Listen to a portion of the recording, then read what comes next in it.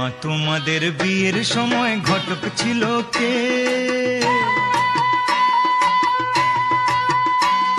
মা তোমাদের বিয়ের সময় ঘটক ছিল কে?